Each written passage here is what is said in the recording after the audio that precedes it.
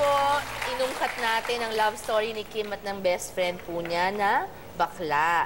How did you find out you were falling in love with your best friend?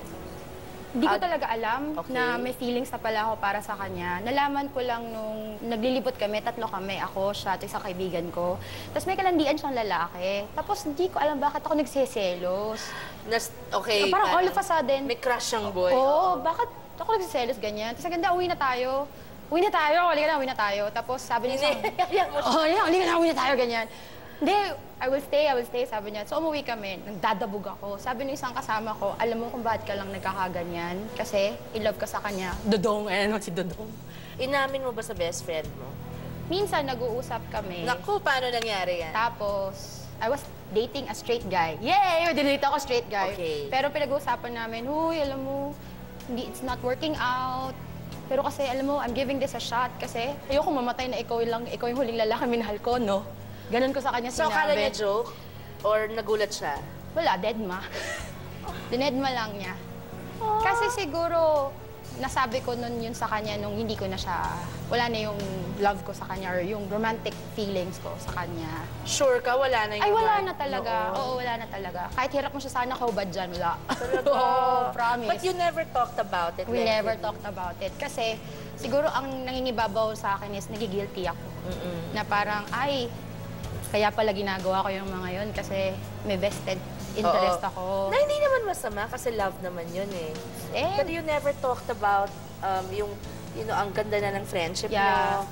Tapos hindi niya sinabing, best friend mo siya eh. So wala ba siyang Nakakahiya. sinabing, Kim, parang you know naman it can't happen. Meron pa siyang isang linya na sinabi sa akin na kinilig ko ng bonggang-bongga. Sabi niya, ikaw ang pinaka-importanting babae sa buhay ko pagkatapos ng ina ko. Mga ganyang linya.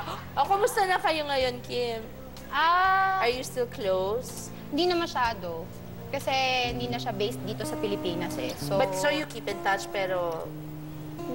bihira. Busy rin kasi siya sa trabaho niya eh. So neither of you makes an effort para Laging ako. to see Yes. each other. Oo. Pinupuntahan mo siya doon. Oo, pinupuntahan siya sa London. Ha? Ganong kalayo? Yes, sa London siya. Sus, Maria Santissima. Okay, Social Kim. ako eh. Charis. Oo, pero hindi. Love mo talaga. Hindi mo gagawin yan kung hindi. I think deep down, oo. Oo, okay, mahal mo siya. Nakakaloka ka! Totoo, diba? Pwede. Okay, Kim, karamihan ang naging crush mo, bakla. Na-love ka rin sa best friend mong bakla din. Bilang isang babae, meron ka bang issues? Baka nga may issues o insecurities na ang mga bakla lang din ang nakakapag parang puno. Yung baka there are parts of you, empty spaces na feeling mo, sila lang yung merong abilities na for some reason, sila lang ang nakakapuno. Hindi nakakapuno. Sila lang yung nagbibigay talaga ng attention sa akin. Or sila lang, they're the only kind of men that gives me attention. Were you appreciated as a child? I wasn't. I mean, Was your father very vocal about you being pretty? no, and ganyan, he's not. Even my mother. Even your mother. Kaya siguro ganon. Did your friends used to tell you you're pretty and ganyan? They always tell me that I'm beautiful or I'm pretty. You are, but Kim. I'm telling you myself, hindi ako mag-aaksaya ng laway para sabihin maganda ka. Kung hindi. I-tweet ko yan, ha? Oo, i-tweet mo, please. Sabi ni Atcharan You're very pretty. 12, maganda ako. No, you're very pretty. Thank you. Totoo, you're very pretty. Thank Siguro you. you should just, talaga, meet more straight guys, straight men. Siguro you should find a way. Sabihin mo sa mga beke mong friends, marami kayong kilalang mga guys. Sinabi Diba? ko na yan. Baka meron na Naku hindi po. niya type ang mga beke at type niya girls. Sinabi ko na yan sa kanila. Wala din. Sabi ko, ay, Talaga? hopeless. Okay, sige. Dapat madestino to sa ibang bansa. Tama!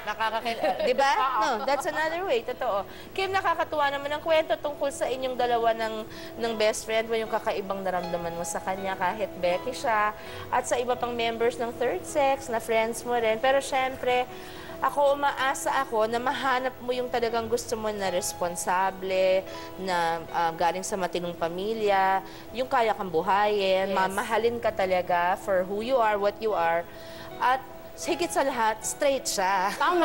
Diba? I'll pray for that. Idasal mo lang yun. Sabi Be nga specific when you pray. Kanina, bago tayo nagsimula, pinasulat ka namin ng isang letter. Yes. Okay? isang message na ilalagay natin sa loob ng, alam mo na, yung moving message in a bottle.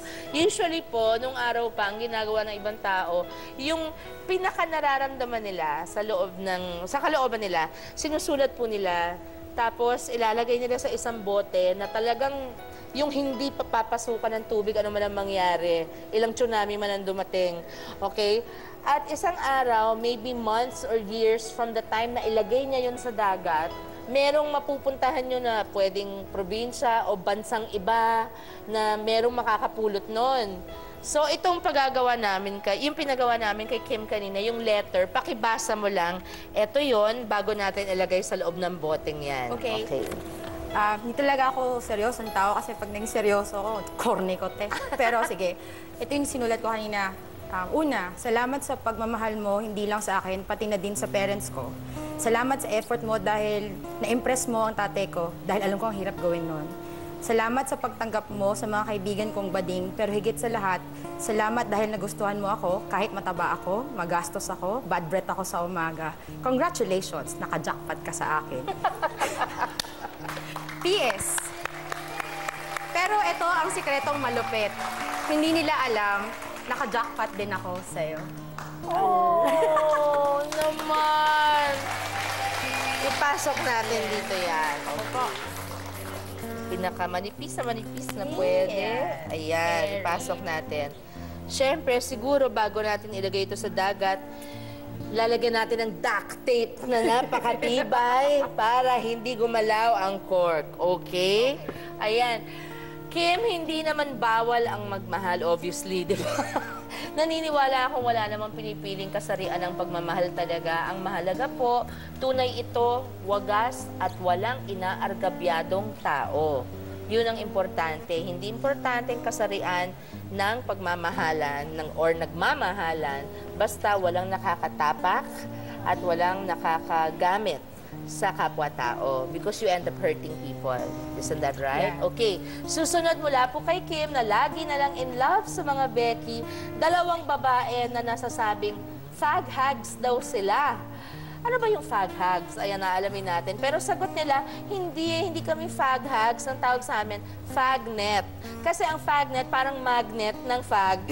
Fag is, you know, it's politically incorrect, pero among friends, it's accepted. So, parang magnet daw sila ng mga bading. Ayan. At ang kaibahan nito, ang kaibahan ng fag hag sa fagnet, at ang kanilang makulay na makikipagkaibigan sa tinatawag na rainbow community, rainbow talaga, ng mga bading. Sa pagbabalik lamang ng Shara natin, malalaman yan. Kasama mo, kapatid.